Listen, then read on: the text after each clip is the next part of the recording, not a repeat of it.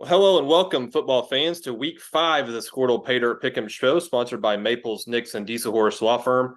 I am your host, Andy Campbell. I'm joined today by a great panel, as always, Tom Nelson, Mark Rogers, who will be calling our Squirtle Games of the Week this Friday. We have two special guests tonight. Eddie Paul is a 1968 graduate of Walters High School and then attended Oklahoma State University on a football scholarship. Eddie finished his football career at Cameron University, then coached for 48 years throughout the states of Oklahoma and Texas. Eddie, also a former president of the Oklahoma Coaches Association and Oklahoma Football Coaches Association. Eddie, certainly glad to have you on tonight. Our next special guest, Dylan Buckingham. You'll recognize Dylan from Oklahoma News 4. Dylan was born and raised in Oklahoma, graduated from UCO, and now covers sports all across the state for Channel 4 and the franchise 107.7 FM. Our final guest, as always, Jacob Dieselhorst, the line setting and score predicting lawyer, one of the partners at the law firm of Maples, Nix, and Dieselhorst. Quick note, last week, Tom Nelson, Mark Rogers, and Jacob Dieselhorst all went 7-1 on their picks a week ago. Our guest picker, Adam Dieselhorst, was 8-0. I guess that's why he's the expert. And Bryce Lamer, our other guest picker, 6-2. Season standings so far, Mark's still in the lead, 28-4. 28 wins, 4 losses. Tom Nelson, 25-4. Jacob Dieselhorst, 26-6. So, Dylan and Eddie, you guys have big shoes to fill tonight with these 8 games. We'll go ahead and jump in here. We'll start in Class B, District 2. Sealing remains undefeated after a hard-fought 18-14 win over Oklahoma Bible last week. Pond Creek Hunter moved to 3-1 on the season after a close 36-34 win over Waukomis. Tom Nelson, you're our 8-man expert. Kick us off. Well, my good friend Tanner Bowman's in his second year as the head coach at Pond Creek Hunter after taking over for the legendary David Kerr. Tebow is putting his stamp on this program. It is beginning to show results. A 26-point loss at O'Keene to start the season looks a lot better now. O'Keene's look pretty good. And the 3 wins in a row since then have them on a roll going into their final non-district game against the number 1 team in Class B. This is a team that can compete for a top 2 finish in B2, but that starts next week. This week is Sealing, who I saw 2 weeks ago. They grinded out an 18-14 win at OBA. Caden Manuel is a quarterback and a linebacker's body, not to mention he's a dang good linebacker as well. He was 10 of 16 for 186 yards passing, also threw 3 touchdown passes. He rushed for 91 yards in that game against OBA. Pond Creek Hunter is getting better, but Coach Bowman told me this week that they are a little banged up. And, of course, district play for them starts next week. This is a big measuring stick game for them, but I think that Sealing's going to get the win on the nice turf at Pond Creek. Mark Rogers. It is a beautiful field at Pond Creek. You left out some of Eddie's best accomplishments. Not only is he in the Hall of Fame, he was also a shot and disc champion and a great historian of everything Oklahoma high school sports, which he's going to school us all with his knowledge tonight. So I'm looking forward to hearing from him. Sealing wins this game. I think they're right at the top of the class in Class B. Looking forward to seeing Dewar against Velma. Laverne's really good. Sealing's already beaten them this season. So I think Sealing might be the team to beat in Class B so far. So I'm going with Sealing over Pond Creek and their great turf, which we're very jealous of in Blackwell. We don't even have enough to even see the field or maybe mow it. It's probably a little bit, it's out of control right now. So props to Pond Creek for having a great turf. Well, let's go to the Hall of Famer then, Eddie Paul. Oh, hey, appreciate it, gentlemen. You're very kind in your compliments. I appreciate it. Hey, I figured all these games that you guys had listed were pretty close. So I went on basis. My picks are pretty much based on people I've known from that school or coaches or something like that, my ties to that school. And I have Sealing picked because of Gary England, Bruce Hendrickson, who was coach there when he was set the state record in wins, and Fred Sander, who was a teammate of mine at OSU. They're all Sealing boys. And Fred has a son that coaches now in Texas, I think. So I picked Sealing. Hey, if Pond Creek's winning at halftime, Gary England can call the game off. I work with him. I know how much power he has. So this is why Eddie's going to be pretty good at this already. Dylan Buckingham, let's go to you. Right. Thank you. Man, my insight's going to suck compared to this, so I'm fired up for that. The good news is for me, I'm also taking Sealing in this game. Caden Manuel, the difference maker on this thing. My man's a dual threat, and I'm not just talking about linebacker. I love the way he passes. I love the way he can run the football. I think that makes a difference against a young Pond Creek Hunter defense. So give me ceiling in this one. Jacob Esource. Yes, I have a hard time picking against ceiling. Although Pond Creek Hunter, has a place in our hearts. Growing up in Fairview, Coach Welsh, when he moved in to Fairview after having won state championship at Pond Creek, kind of really was the person that set Fairview's football program on the path that it is led to now. And so as much as I have like I said, a soft spot in my heart for Pond Creek, and I do think they have a good football team as well. Ceiling is the team to beat in 8-man football in Class B. I have ceiling a 12-point favorite, 12.5-point favorite, and I have them winning the game 40-28. Entire panel taking the Ceiling Wildcats to get the win this Friday. Let's go to Class 2A for the next pick'em game. The Chandler Lions are 3-1 on the season, but go on the road this week to Meeker. The Bulldogs are 2-2 so far on the year. Mark Rogers, tell us what to watch for in this matchup. Well, this is a rivalry game. I think Chandler has been really good the last couple of years. Meeker still trying to figure things out on defense. It's been pretty close. Chandler's got a little bit of a winning streak here, and they won 26 out of the last 40 games. So I'm going with the Lions in this meeting over Meeker. Tom Nelson.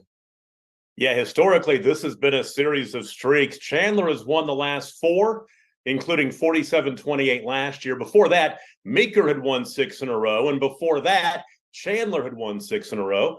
Chandler's been more efficient running the ball than throwing it. Carson Clagg had 130 yards rushing last week against Kellyville. He's averaging over 100 yards rushing a game. Meeker's quarterback is Trayvon Compton, and he's putting up big numbers, both passing and running the ball, averaging over 300 total yards a game. I'm going to throw out the stats and go with the streak. Chandler will win their 5th in a row in the series. And if the Chandler wins on Friday night, I can lock in my pick on this game for next year because it would be their 6th in a row, which would keep us, according to Hoyle, there with 6-6-6 going back at 18 years. All right, let's go to our guest pickers. We'll start with Eddie Paul. I picked Chandler. Scott Myers was a quarterback there years ago at Chandler. He coached with me at Plainview and was a great guy before he passed away a few years ago. And he was a super young man, and I appreciate him, and I'm going with Chandler. The very well-dressed Dylan Buckingham. Man, I'm so fired up on all this stuff. No, I think this is an underrated matchup going into this. I enjoy the rivalry aspect of it. And I have to echo basically what Tom said. I mean, you're looking at Clagg last week, who put up $130 against Kellyville. Trayvon Compton's kind of the question mark in this. If Chandler can slow him down, which I think they will, they can slow him down, they can win this game. I also have Chandler winning this one. Jacob Esource. I think Chandler is, the number 6 ranked team in Class 2A for a reason. I think they're a complete football team, both sides of the ball.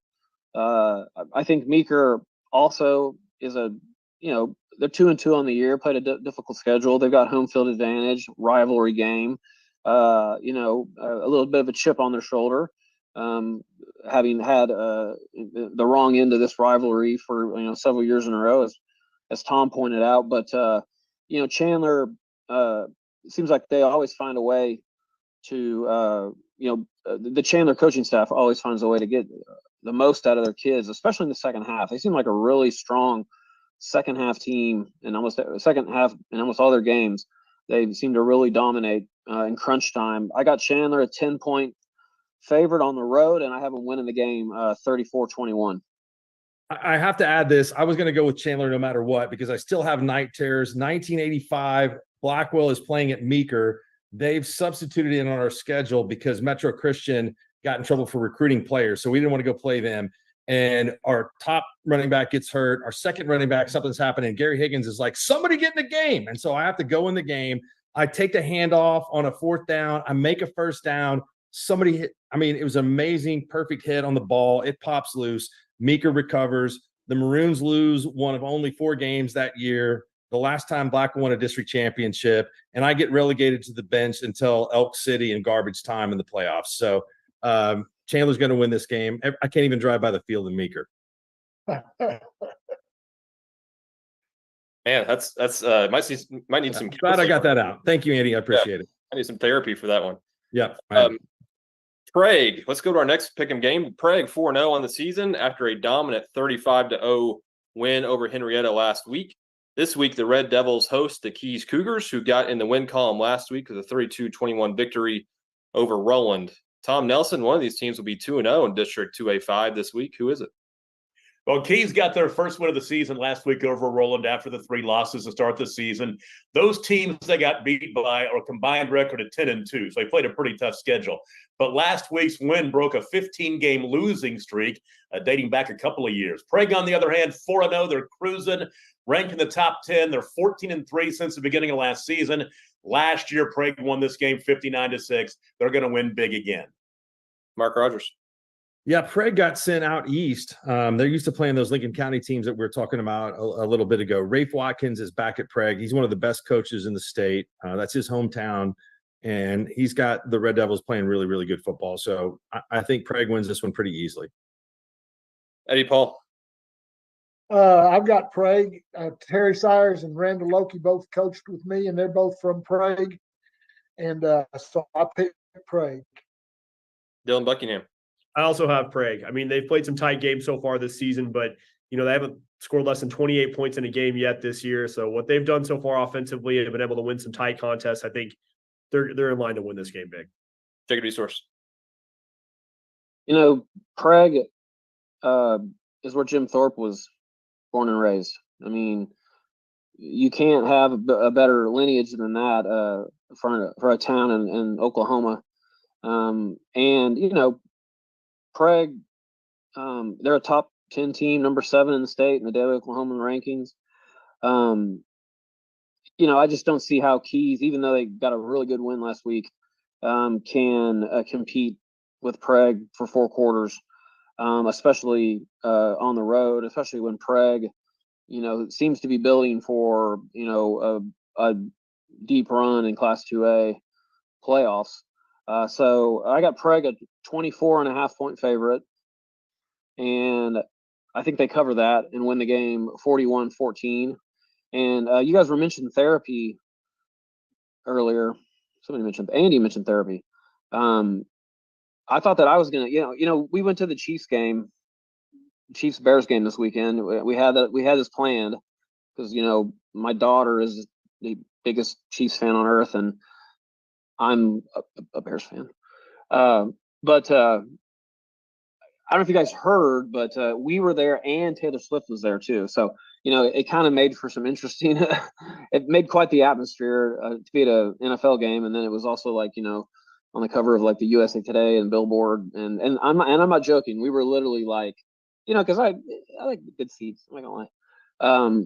We were literally 10 rows, maybe 30 feet from the suite that she was in, watching the game, and it was a cool atmosphere. And by the way, if the Chiefs play like that, again, remember who they were playing, but they're going to the Super Bowl again. But my point is, being a Bears fan, I need therapy.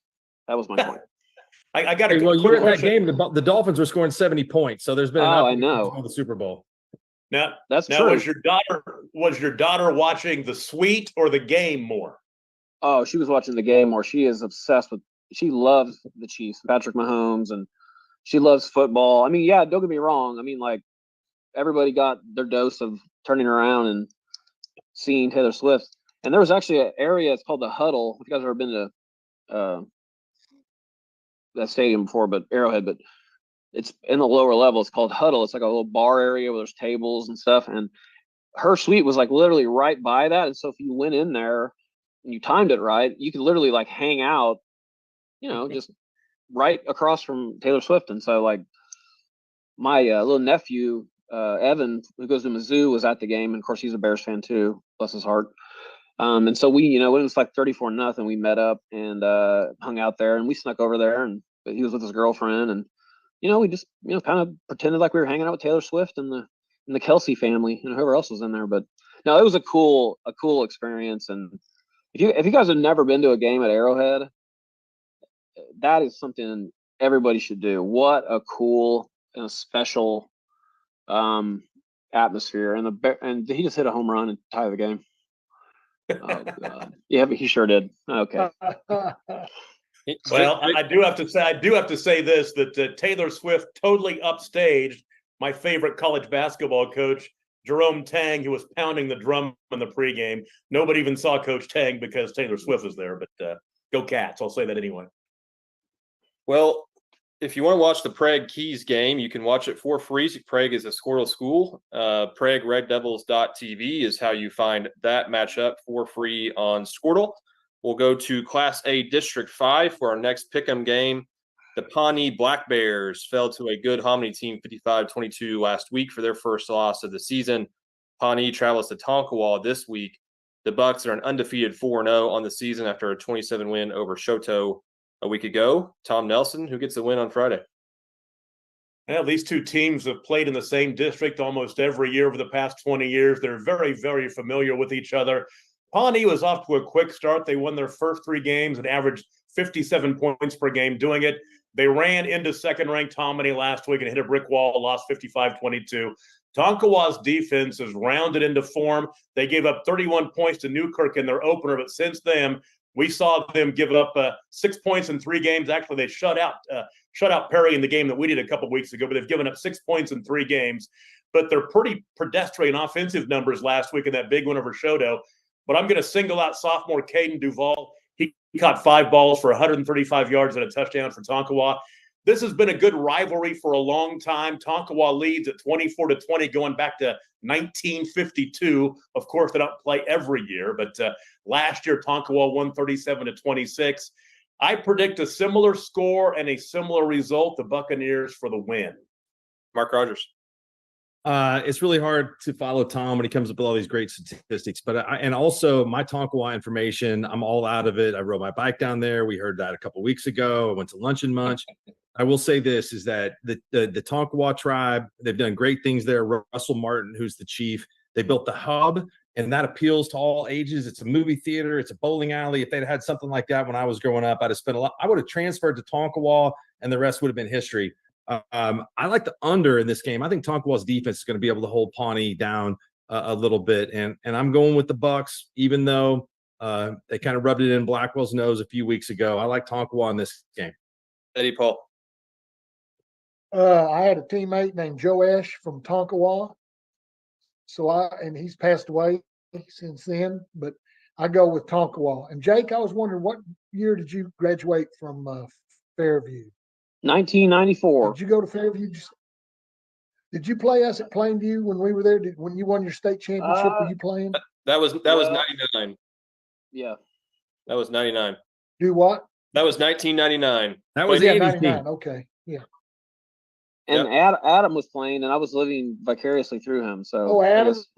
yeah. Jake would have You're- started on that team. I mean, it's okay. There's a little tension here on this show. All right, Dylan Buckingham, let's go to you. Pawnee at Come on Tonkawa. now. I'm going to pick with my heart a little bit on this one, too. I had a buddy I went to UCO with named Ben Welch, who passed away about a year ago. He was the voice of the Bucks. And Big Ben. Big Ben's a great guy. I miss that guy like crazy. I'm picking Tonkawa. I got to watch a nice chunk of the Perry game that was 8-0, which I wonder at moments about the offense of Tonkawa, but Ryan Morgan's capable runner, obviously capable passer, but that defense is the difference maker. So give me Tonkawa. We had Big Ben on this show a couple of years ago and enjoyed having him. Jacob Desource, go to you. Pawnee at Tonkawa. Yeah, I do think this is going to be a slugfest. Tonkawa, is just a team that likes to grind it out, run the ball, possession, lots of third and short yardage situations, getting first downs. Pawnee, fell to Hominy last week. Hominy is starting to nip at the heels of Fairview, I think. They're at that number 1 spot in Class A. I mean, Hominy is talented and deep. By no means a bad loss for Pawnee, and it doesn't get any easier heading in Tonkawa this weekend. Like everybody said, is just one of the best defensive teams in Class A, and real hard to beat on the road. Tonkawa, I got them 8.5 point favorite, and I have them winning the game 21-13. Guys, I may be wrong, but I think the entire panel has picked every game the same. So maybe we can change that up here with our 5th Pick'em game, 2-3-1 teams in 2A District 7 meeting up on Friday. The Beggs Demons had a commanding 38-16 win over Westville last week. Victory Christian is unbeaten against Oklahoma teams, with wins over Cassia Hall, Henrietta, and Okmulgee. Mark Rogers, give us a preview. If we start talking about Taylor Swift, Dylan's going to miss the 10. He's got to get his tie back on to get out on set. Hopefully they don't have him in the A block, because that's always stressful as a sportscaster. I hated that. I mean, no time for sports, but yet they want you to do sports early in the show. So Dylan, I'm with you. All right, 2A7. I want to say this about 2A7, Kansas. The Kansas Comets have had an unbelievable year. They beat Sperry last week, and Sperry's had an equally good non-district portion of the schedule. So Warren Kirk has improved them from 3-7 to 5-5, and this year they're 4-0. But this is one of the tougher 2A districts. We've had Beggs every week. They're kind of hard to figure out. I'm going to go Victory in this game. I know Beggs has won the last couple. Red Martell ran wild over Victory last year, but I'm going to go with the Conquerors over the Demons, and I'm probably going to be on an island on this one. Tom Nelson, you could gain a game here. Who are you going with? And no, we're not going to. This game was a track meet last year. Beggs won at 72-46. Victory Christian's off to a 3-1 start. Their only loss was to Shiloh Christian in Arkansas, who is coached by former Stillwater head coach Tucker Barnard. Sophomore Dallas Dyer is a transfer in from Broken Arrow. He's averaging 121 rushing yards a game so far this season. Quarterback Aiden Hamilton, an experienced senior who won't find the moment too big. You know, Beggs hasn't been that impressive since that loss to Rejoice 3 weeks ago. They beat a one-win Verdigris team by 8 points, then beat a winless Westville team 38-16 last week. I don't know if they got injuries or other issues, or maybe Verdigris and Westville are just better than I'm giving them credit for. But I'm going to make a pick, and I'll go with the home team. I'll agree with Mark on this. Victory Christian gets the victory. Eddie Paul, let's go to you. Beggs at Victory. Okay, I don't know anybody from either one of those schools. I'm very impressed with all of you guys. You guys are knowledgeable about the records and all of that stuff, and I have no clue on any of this stuff. I'm going to go with Victory Christian. Okay, just because. Good man. Victory Christian. I like it. Dylan Buckingham. I cannot wait to be the difference on this. I'm going Beggs. I'm just going to go with Red Martell being the difference maker, the Kansas commit, and Ryan Grayson. I know this has been a bit of a track meet. I know they haven't been impressive the last couple of weeks, but for this time when I'm actually going to go Beggs, see if they get back on track a little bit. Yes, Dylan. Picker 16-0 the last 2 weeks. So I think Dylan is in good shape here. Absolutely. Jacob beat the horse. Beggs at Victory.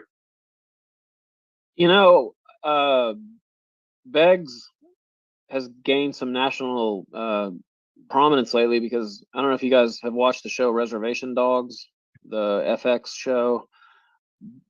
Awesome show. It's it's so Oklahoma through and through.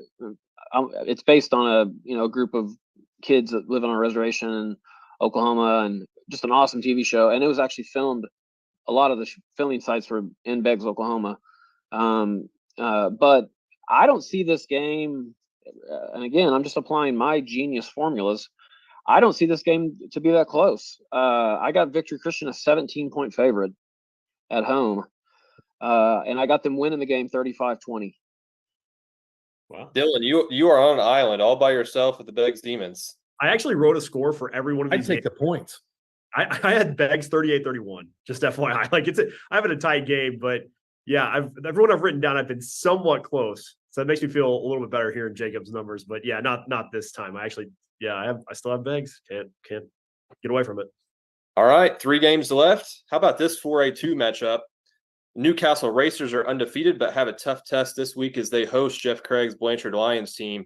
Blanchard moved to 3-1 on the season after a 46-13 win last week over previously undefeated Hera. Tom Nelson, we'll start with you. Well, last week we talked about the war on 74, Covington Douglas and Garber, and of course also the other war on 74, which is coming up between Cashin and Crescent. Is this the war on 62? They're 10 miles apart on Highway 62. This rivalry has been a good one over the last quarter century. The Lions holding a 13-11 advantage since 1999. Jeff Brickman thought he would have something special this year at Newcastle with a lot of talent returning from a 7-4 team a year ago. They're off to a perfect start. The Racers have beaten some decent teams, but this is the best they've faced so far. Jackson Bird's one of the 3 quarterbacks that might rotate in, and sophomore running back TJ Bradford's averaging over 100 yards a game rushing. We've been talking about Carson Cooksey on this show almost every week. Last week, he had his most prolific passing night of his career. He torched Hera for 395 yards and 4 touchdowns through the air.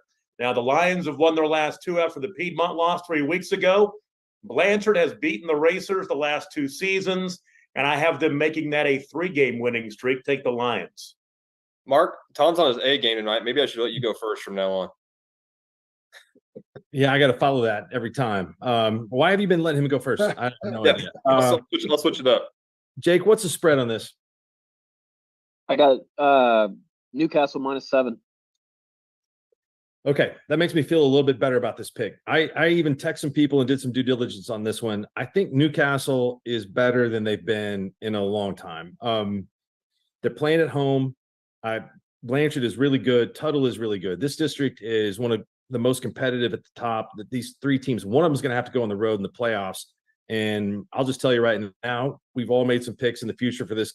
Tom made a pick next year. I'm going to make a pick for the first round of the playoffs. Whoever is in Class 4A District 2 is going to win. The 3rd place team is going to win against the 2nd place team from 4A District 1. But I'm going to go with Newcastle in a really close game. Eddie, Paul. Jeff Craig is a good friend of mine. Go back a long way. And their principal, Greg Jackson, was with me at Bethel. I was with him at Bethel. I'm going to go with Blanchard. Thank you. Eddie, That's a good pick, I think. Eddie taking the Lions. Before we get to Dylan Buckingham, this game you can watch for free, BlanchardLions.tv, and I am told that the audio will be played on 107.7 The Franchise, Dylan's radio station. So if you can't watch the game on Squirtle, be sure to tune in to 107.7. Dylan, what's your pick? So I had a chance to watch Blanchard play Piedmont earlier this year, and that game, obviously an outlier with Piedmont's offense. I love the size of what Blanchard is. They look a lot bigger, I think, than what people will give them credit for, at least from what I saw in person. I know they lost that game, but I've really loved what I've seen from Jeff Craig and his bunch this year. Carson Cooksey's been phenomenal. I love experience with a quarterback. He's got a great rapport with Court Pierce. Those two have a great connection whenever they're on the field together. I love what I've seen from Newcastle so far as well. I know Coach Brickman thinks it's the deepest team he's had maybe since he got there to Newcastle, but I got to give the edge to the big hefties up front of Blanchard. I think it's a tight game, but I'm taking Blanchard to win. Jacob Easterhorse has the Racers -7. Who wins the game? Yeah, this on paper, this is one of the best matchups of the year so far in 4A. You got going on the Daily Oklahoman rankings, you got Blanchard number 3, traveling to Newcastle number 5. My line always takes into consideration home field advantage, and that's one of the reasons I got Newcastle where I have them at -7. But I see an upset in this game, and I got Blanchard winning this game 31-28. Jacob Easterhorse taking the Lions. All right, let's go to our 2 Squirtle games of the week. Okay, so wait a minute. You favor Newcastle by 7 and you took Blanchard by 3? Yeah. Okay. Thank you. My lines are just computer generated. That I go with my heart when it comes to picks. That's why I suck at gambling so bad. All right. I'll just have. I'll take Blanchard in the points. I mean, all right, let's go. Next game. If I was betting, I'd be all over Blanchard in the points. Absolutely. All right. Muted again. Yeah. We'll go to pick'em game number 7. Our first Squirtle game of the week. It's an 8-man football game in Class B. 2 undefeated teams meeting up in Dewar on Friday as the Dragons host the Velma Alma Comets. Mark, you and Adam are calling this game on Friday. Who moves to 5-0 on the season? Well, this is a great game. It's 2 teams in different districts that are playing in the non-district portion of the schedule. And I love that. Velma and Dewar normally wouldn't play because they're in different parts of the state, but both have great programs. Velma's got 30 players out. Dewar is perennial 8-man powerhouse, especially under Coach Bean, who's been there for a long time. Velma's really big up front. If they can try to control the line of scrimmage, they might have a chance in this game. But Dewar went to Velma last year, won 46-0. I think Dewar is, if not one of the teams to beat, they're right there. So I think that the Dragons get the comments in this one. It's going to be closer than it was a year ago, so I will take the home team Dewar. Mark, where are you and Adam eating pregame? All right. Well, we were going to eat in Okemah at a barbecue place that Tony Wilson told us about through one of his state trooper friends. I asked for a highway patrol escort from Okemah to Dewar, and I think we were turned down on that. And then Coach Bean invited us to eat pregame in Dewar. I said we love the hospitality of being with the home team, and so I think it looks like we're going to eat there. By the way, last week in Marlow, one of the great environments that I've ever seen to be a part of. They have a state championship pom and cheer squad that did a routine at halftime. Both bands performed. The field was immaculate. They do such a great job at Marlow of putting on the game. And then I was really, really impressed with Matt Weber's team. They're big up front. They run the football well. They play great on defense. Class 3A looks like Heritage Hall and Lincoln are two teams that are going to be really, really tough to beat. But I think Marlow plays old-fashioned, old-school football, and they're really good. So kind of curious to see how they do the rest of the season. But I want to thank all the people in Marlow, Darren Brantley and Mr. Holland, the AD or the superintendent there, for welcoming us. It was a great time. Tom Nelson, Velma Alma at Dewar. Yeah, we've got a top 5 matchup in Class B, 2 4-0 teams that made good runs in the playoffs a year ago. Velma lost to Laverne in the semis. Dewar lost to OBA in the quarters. That was a game that I broadcast last year at Cashin. And VA hasn't been tested yet. Their only game that went the distance was their 20-point win over Destiny Christian to open the season. They run a balanced offense, averaging about 214 passing yards, 190 rushing yards per game. They've got a sophomore quarterback named Slade Strickland. He took over the starting role in week 2 and had a 95-yard touchdown run last week against Pioneer. You know, Dewar's been dominating. They haven't played a game past halftime. Nevin Corbin is a punishing runner. Saw him last year. 5'9", 190, goes right over the top of you as opposed to going around you. Last year, Dewar won this game 46-0. Velma's going to hang around with Dewar a little bit better this year, but I think Dewar gets the win. Eddie Paul. I've coached at Velma for 2 years as the head coach, and when I was in high school, Velma was our big rival. Darvis Cole was the head coach, and Kenny Lane, Joe Lane all played there, and Joe Stewart, who went to Arkansas. And I go back a long ways with those guys, and I've got to stick with loyalty. Velma Alma.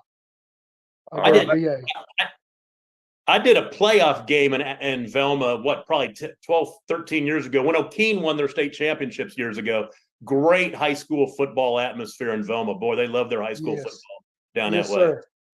Eddie Paul taking the upset. Let's go to you, Dylan Buckingham.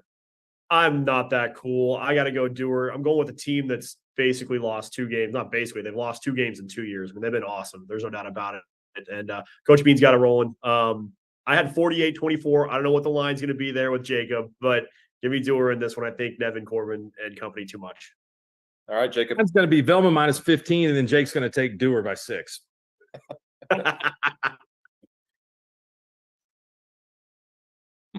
By the way, the Cubs took the lead in the top of the 10th, and now, of course, the Braves have a base runner. This is what I expected, with no outs. Okay, Dewar has outscored their opponents this season 222-14. Yikes! That sounds like what OSU's going to get outscored, and that's what OSU's going to get outscored in Big 12 play. The rest of the way, yeah, I got Dewar a 14-point favorite. I would say 2 touchdowns, but that's 8 man, so that isn't really 2 touchdowns. And I got Dewar winning a shootout, 48-40. And I will throw a little public service announcement for the people watching this show. The Cubs game he's talking about happened on Wednesday night. It's not something you have to get hung up about on Thursday or Friday, but just getting that out there. Yeah, by the time everybody watches this show, the Cubs will have been eliminated from the playoffs. So I can already tell you what's going to happen. So, Andy, you're a Cubs fan. You don't talk that way. It's a great line, though. I mean, am I wrong? A realist? What are you, a realist? Andy's embarrassed for Jake right now. That's just, I mean, he, as a real Cubs fan, he's got to explain some rules to him. I've watched this movie before. I know how it ends. I gifted Andy a black and white picture of Wrigley Field that he still hangs in his office at the firm. We are both diehard Cubs fans, and Andy, I'm disappointed in you, man. Proceed. What can I say? What can I It say? was a good line. It was a good line. We'll go to our final Squirtle game of the week. Takes us to District 3A1. Perkins moved to 3-1 on the season after a 21-7 win at Kingfisher last week. Tough test for the Demons as Metro Christian comes to town this Friday. Patriots are also 3-1 on the season. Mark, we'll start with you again. Who gets the win, Metro at Perkins? Perkins is really good. I think that especially I would have favored them to beat Marlowe, but after seeing the Marlowe team, I understand both teams are kind of smash mouth and they're going to run the football right at you. But Metro has an electric passing attack. Coach McCoy has done a great job with this team. They made the state championship a year ago. Their program kind of just reloads. So I'm going to go with the road team, the Patriots, to beat the Demons. Tom Nelson. Great top five battle in 3A. This was a high-scoring affair a year ago in Tulsa. The Patriots won at 63-28. Metro Christian has won 3 of their first 4 ball games. That only lost to Poto, of course, one of the top teams in 4A. Metro Christian's quarterback, Jackson Grimes, had a big game last week, 19 of 31 passing for 281 yards and 4 touchdowns. They scored 60 against Mount St. Mary's. Perkins' only losses to 3A top 5 Marlowe 3 weeks ago in a good game, 27-21. Perkins has some experienced talent in the skill positions, but their offensive numbers don't jump out at you. Their best win over Cushing a couple of weeks ago, Beckham Smith, their quarterback, led the offense, 82 rushing yards and 64 passing yards. As a team, they're averaging 147 yards rushing, 111 yards passing per game. I think that Metro Christian presents a defensive challenge they're going to have a lot of trouble with. I think the Patriots are going to get the win, and the way this district lays out, they're going to be in the driver's seat in 3A1 if they get the win, and I think they will. Todd Miller and Scott Waynish on the call on this one for Squirtle.tv. Eddie Paul, let's go to you. Metro at Perkins. I don't know much about either one of these teams, but I know I read in the paper the other day that Perkins is in the process of celebrating their 100th Old Settlers Day celebration this weekend. So I think maybe that'll carry over to the football team. And I'm going to go with Perkins. I like it. Dylan Buckingham. No other reason. There you go. I actually had the chance to go to Perkins and Marlowe earlier this year, and Perkins absolutely dominated the first half. I mean, they were great defensively. They were up 21-0, had a scoop and score in that game, and then completely let it falter in the second half. And in overtime, actually had a touchdown pass that was dropped on a 4th and goal. Perkins is a team that's solid, very decent fundamentally defensively. I liked what I saw there. Beckham Smith had a huge 4th and goal stop with Marlowe inside the 5 right before halftime in that game. So I love what they do. And as much as this is going to be a personal game for the folks at Perkins, because, last year, Russell Longbreak, one of their assistant coaches, was actually at Perkins. Now he's at Metro. Going into this game, it's personal for them, but my apologies to Frank Eaton and Pistol Pete. I got to go Metro. I think they're just a little bit better from what I've seen so far. So give me Metro Christian. I have 35-21, big road win. Final pick of the night to you, Jacob Esource. Those paying attention at home, the Braves just won. And Ronald Acuna Jr. just stole his 70th base of the year, which makes him the first player in big league history to have 40 home runs and 70 stolen bases. So that was pretty special. By the way, the Cubs 2 days ago. 2 days ago. The Cubs bullpen sucks. Okay. Perkins has, I think, one of the biggest home field advantages in Oklahoma high school football. That is an atmosphere. When teams travel in there on a Friday night to play the Demons, they know that they are going to get the best Perkins has to offer. And I have Perkins 1.5 point favorite at home, hosting Metro Christian. And by the way, this is a top 10 matchup. Perkins number 5, Metro number 3. Perkins, I got a 1.5 favorite, but I got Metro Christian winning this game 35-28. Any political views shared by our guest panelists are not necessarily shared by Squirtle.tv. Hey, speaking of Congress, they're going to do an investigation into Jake's point spreads because I think that something's wrong there. There's definitely somebody on the take on this. I mean, he's been taken over by the mob. Hey, Mark. Yes. I'm springing this on you, and Dylan, feel free to chime in. Tom, feel free to chime in. But are there any other games that we haven't talked about tonight that really you're looking forward to for Friday? Yes. All right. I got a couple of games for you.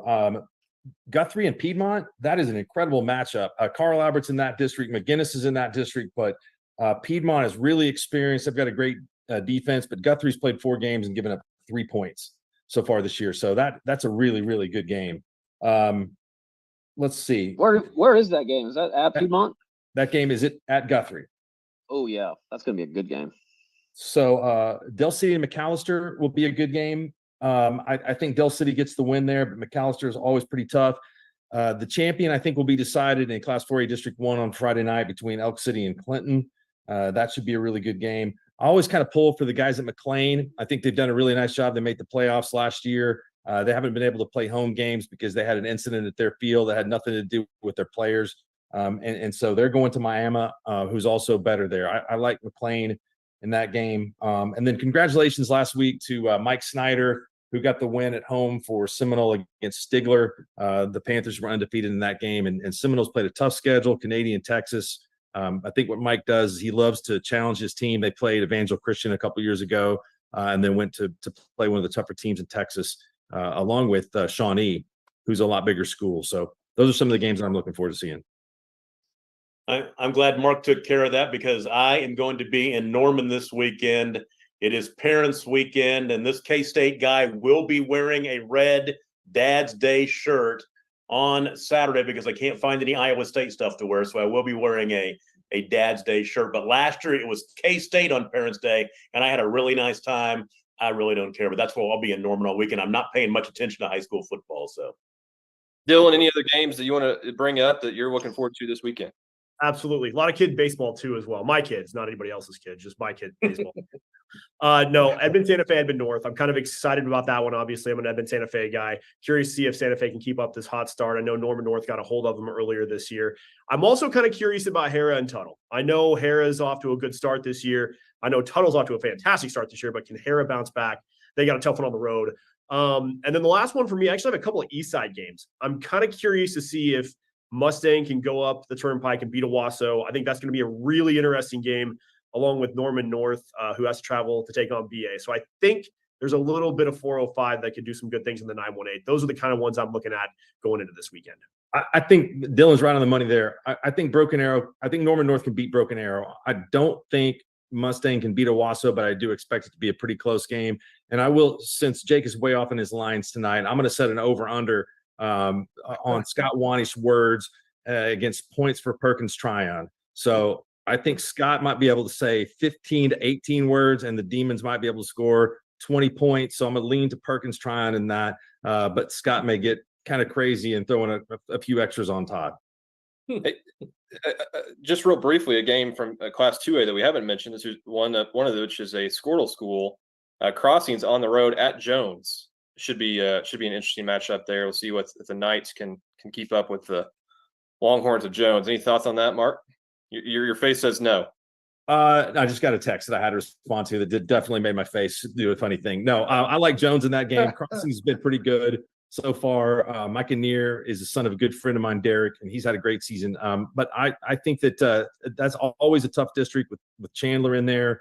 But I think Jones will have just a little bit too much firepower.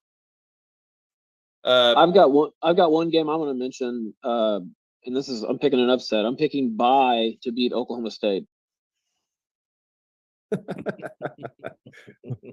Mark, I I received a text. Sorry, Jacob. I received a text asking me to see if Mark, how his player of the week is, or who his player of the week is. It may be a typo here, but who is your player of the week, Mark? You're gonna have to wait till tomorrow. When can we hear that? Does the sports animal get equal time from the franchise? That was a nice reference that you had the other night. By the way, I listened to Randy Heights on the Scoreboard show on the way home last week, and he does a great job. And in spite of what Traber says, we're all good friends in this business. Dylan and I worked together for a lot of years, and I love him to death. So anyway, don't try to stir up any of that stuff here. I also I am so thankful for you. You have no idea. Well, thank you to our guests, Eddie Paul, Dylan Buckingham, for joining us tonight. You. We appreciate you guys' commentary. Love to have Eddie you on. crushed it. Absolutely. Appreciate you guys having me. He's going 8-0 again. I like his strategy. He's going 8-0. And I just want to say how honored I am to be like a credibility sandwich here with having these two guys, around me I'm like the Oreo center of just sarcasm and stupid. And then You're faces under federal everyone knows. investigation. That's what you're going to Yeah. be.